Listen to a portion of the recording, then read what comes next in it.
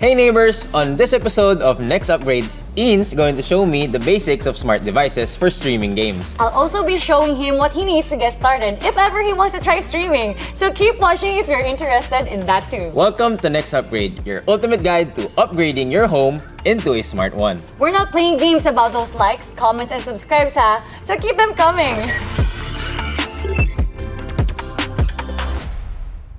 Ian, alam mo ba, I used to stream.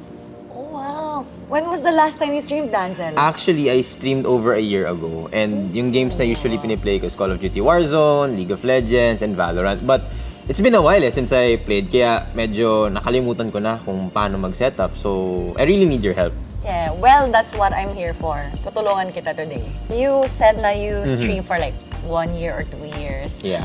There are different type of gamers kasi may Okay, hardcore, competitive, casual, Yeah. mobile, and educational. So what do you think the type of gamer you are? I feel like I fall in between casual and competitive. Kasi I'm not the type who plays every day. Pero when I do play, ako yung parang gusto ko kung pinakamagaling. Like ako lagi yung may highest KDA, mga ganon, di ba? Actually, most of the guys that I know, they're really competitive Yeah. Ako naman, feeling ko, I fall between hardcore and casual. Because way back before, I really played the whole day. Oh my goodness. Because I play League of Legends, Yeah. Valorant then, and because of my busy schedule nowadays, medyo nagpo-fall na ako sa casual. But if I have that leisure, I would play the whole day. Talagang all day laro All talaga. day talaga. So alam ko we established already kung anong types of gamers tayo. But now, I want to know, it's been a while since I went streaming. So, ano bang components mga kailangan natin? For usually gamers and streamers, we have a PC, we have peripherals, mouse, keyboard, headset, webcam, monitors, and mic, usually Yeah. yun. And of course, we also need a fast internet. Oo, yun kasi yung mga kalaban ng mga gamers. If you have slow internet, talagang mag-rage na sila eh. Oo, kailangan din yung smooth for streaming. Yeah, and yeah, talagang seamless dapat ang gaming. And of course, smart light. Technically, overall, yun lang yung ginagamit ko personally. So yun pala yung mga components na kailangan natin. But it's been a while since I started streaming ulit. But if I can remember correctly, I had the PC, I had the monitor, and I had the keyboards and everything with the mic. But ngayon, curious ako, ano ba yung setup mo?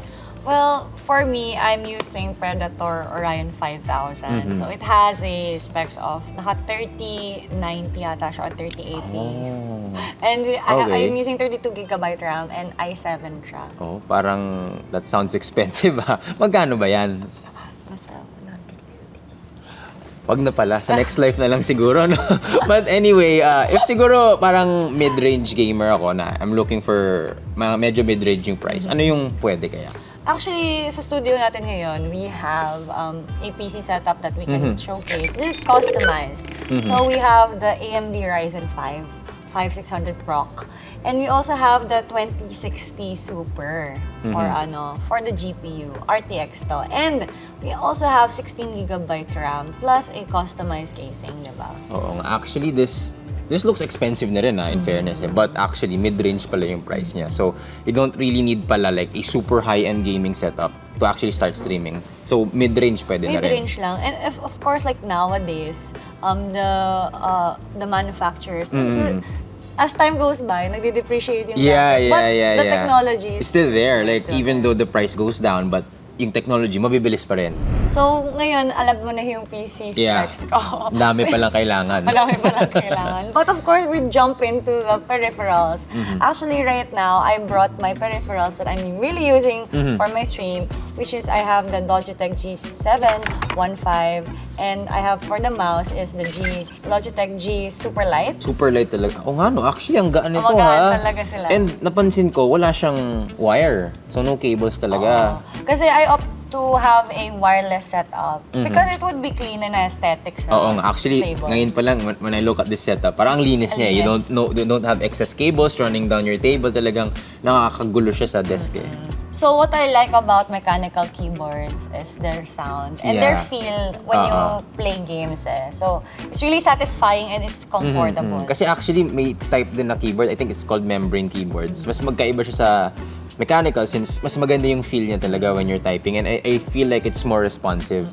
Try nga natin. Ano bang switch nito? I think this is Reds yata eh. Ano ba yung tunog? Baka pwede marinig ng camera, no? Di ba sobrang satisfying ng ganyang, satisfying ng tunog. ganyang tunog? So talagang pag nag-game ka, rinig ka na talaga eh. And there are different types of of switches nga. Yeah, May yeah, yeah, tactile, may linear. Yeah. So, it depends to the gamers out there kung ano yung gusto nyo. As a preference As nila. a preference. Pero syempre, if you have a budget for keyboards or the peripherals that you're using, you can opt to an alternative na mas budget-friendly. Budget-friendly siya. For the headset naman, I'm using the G Pro X 2 wireless headset. So, again, it's wireless. So It's wireless. So, actually, maganda nga pag wireless yung headset. Kasi at least, wala mag-i-impede sa'yo when you're playing. So, lalo na if like, alam mo yun, intense na yung gaming sessions mo and talagang minsan, sumasama na yung ulo mo when you're gaming eh. So, better talaga if there's nothing that would, hinder you from moving. Tama. And this is magaan na, super light. Ay, really? I don't know if you guys know that there are like memes before na pag mabigat yung headset mo or tight yung headset mo, magkakaroon ka ng marka sa ulo. May bump ka sa head. May bump sa ulo na you cannot remove ever. Yeah, actually, kasi may mga ibang headphones talaga na if you're gaming with it for a while, parang nagiging ang comfortable na siya sa ears. Ito naman, hindi naman siya. Never. Even Parang long hours of gaming, okay lang. Yes. So, this is newly built from Logitech, kaya built for gamers. Parang mag-add to cart na ata ako nito. Inad, ikaw talaga, binubudol mo na naman ako sa bagong peripherals. Pero ito, matagal naman battery life niya. Yes. So, all of them last for like 3 days to 1 week. So talaga may times you forget to charge them, pero they're still going. They're still going. Ang galing ah. Add to cart, add to cart, add to cart. So for the webcam, I'm using the Logitech Streamcam. I actually downgraded nga eh. Really? Before, I used a Sony mirrorless cam. And I switched to a webcam para mas na siya. Yeah, mas simple. Kasi I think pagka naka mirrorless cam ka as your webcam, parang mas hassle siya na i-set up. Although maganda yung camera quality that you'd get from the feed ng camera, but still, iba pa rin palaga pag streamline na yung stream mo. Like, simple lang yung yung webcam and all. And apart from the webcam, isa sa pinaka-important, of course, is the monitor. Actually, here sa studio, what we have right now is the Envision EG24 S1 24-inch with 165 Hz of refresh rate. So, curious lang, anong monitor ginagamit mo and like what refresh rate yon? I'm actually using 3XB3 from Acer Predator. And they all have 240 Hz. 240? Yeah. Grabe, sobrang taas na no na. Malaki ba difference nun? Malaki difference siya. Some people would say it's overkill. Yeah. Pero for gamers like FPS gamers. I think hindi lang some people it's overkill. Para sa akin, overkill na yun eh. Hindi, parang 240 Hz is prevalent na talaga siya sa mga FPS gamers, especially for FPS. I think if competitive ka talaga, it's really necessary kasi of course, since you're in the pro level, as much as possible, you'll get that very small advantage, no? Yes. Sa monitor It's pa lang. It's an advantage. Maybe if you wouldn't notice, but mas malinaw kasi makikita yung kalaban. And yung galaw ng kalaban, mas malinis. Oo nga, kasi parang parang hindi na siya yung static, parang smooth na yung galaw niya eh. So yung point of accuracy ng ng crosshair mo. Yeah. If you're using crosshair placement mo, mas accurate siya from lower refresh rate. Oo, madali na makakuha ng mga headshots, mga kills, and everything. Yes. But I'm pretty sure, sa viewers natin, not everyone is like a gamer talaga. Some of them, siguro office work or productivity lang ang gusto. Actually, here sa studio, we have the Samsung M8 32-inch monitor with 60 Hz refresh rate. And what's good about this monitor, embedded na yung applications niya. Meaning to say, you don't really need a whole PC setup to run it na ipa-plug mo sa monitor. It could actually stand alone as a monitor, and pagbukas mo ng monitor na yon, nandun na yung applications, nandun na yung operating system niya. And what's good about this, may built-in webcam na siya. So sa mga mahilig mag-zoom dyan, sa mga online meetings, I think this monitor is perfect for you. And we've discussed kanina, di ba, yung Streamcam. But of course, kailangan natin ng lights sa streaming definitely natin. Personally, I'm using smart lights din talaga because it's super convenient eh. May Google routine, so you just have to say the command and bubukas na yung light and magsarado na yung lights. Oo nga, you don't really have to physically press the button eh. You could use your phone or actually do voice commands para mag-on yung light, mag-off yung light, or if siguro you have like a certain aesthetic, automatically it would set it like open the lights for gaming, open the lights for theater setup. Talagang maganda eh. Maganda siya. Actually, here in the studio, there are different smart lights na naka-set up. If you look at the left, merong accent light, which is the Yeelight. Ayun yung purple. most of the gamers, they like to put accents on their furniture, right? At nakatago din yung mga lights. Yeah. Di siya yung naka-expose para makita mo. It's more of para makita lang nila yung aesthetic ng desk setup nila. And really, ako personally, kasi meron din akong light setup sa computer ko. And ang ganda tignan, especially pag nag-iiba yung colors or if nagbi-breathe yung colors, talagang it gives the setup life. And minsan pa nga nagsisync siya sa music. Oo, yun na nga yung nakakatawa. Like, pag yung beat ng music sumasabay yung light parang may party na dun sa kwarto. Oo nga. And of course, meron din mga design lights. Yeah, wall design. This one, the Lasco wall lamp dito sa likod, yung color blue light for our audience out there. And really, parang if you're streaming, parang maganda if like may background light aesthetic na nakikita nila. It's like a personal touch na rin sa streamers. And if your table is facing on the wall, parang you can put the light in front of you. Yeah. It would also create parang yun na yung parang may parang may accent light na din siya sa'yo for your face. Yeah. Important din kasi talagang lighting sa streamers kasi paano ka makikita ng mga viewers mo, di ba? If like sobrang dilim ng room mo. So better if you really have enough light to really cover your facial area para makita nila. Alam mo, kanino ko pa napapansin, we have this stream deck here sa studio natin. And I think this is a really useful tool sa mga streamers because stream deck that we have here is the large version. It has 32 keys where the streamer or yung viewer natin would want to program the buttons to their particular liking. So, yung mga ibang streamers, they would program the buttons to make transitions or to open other programs in their computer. For example, their internet browser, Spotify, a certain game. So, iba-iba talaga yan. Very useful. And sa mga viewers natin, you don't really have to get this exact one. Kasi yung Stream Deck, they have a smaller version. Like, I think it has 6 keys. Since this option, I think mas mahal to eh. So, di ba, hindi naman lahat may budget. So, you can get a cheaper option, yung small version nila, na talagang 6 buttons lang. So, yung essential lang na gusto nyo i-program.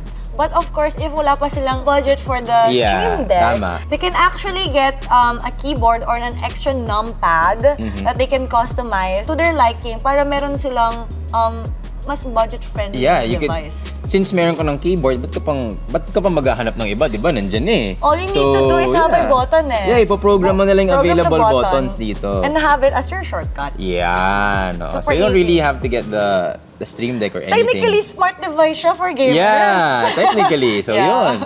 Now we're done with the hardware. Let's jump into the software because what I usually get from the viewers, ano ba ang gamit mong software at to stream? Kasi sobrang hirap man. Like ako, when I was starting, I was like, ano ba tong OBS Studio? What is Streamlabs? Like, why do I need this software? And kailangan ko ba talaga to stream?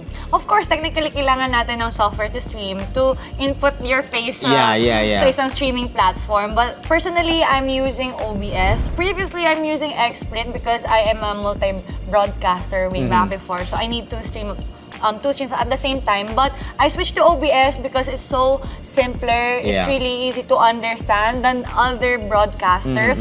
So all you have to do is input your stream key. Technically, parang plug and play siya. It's not plug and play, but technically parang ganun siya. Put your game and put your webcam and you're good to go. And what's good in OBS, it's light for your RAM. So not really intensive sa computer. Yep.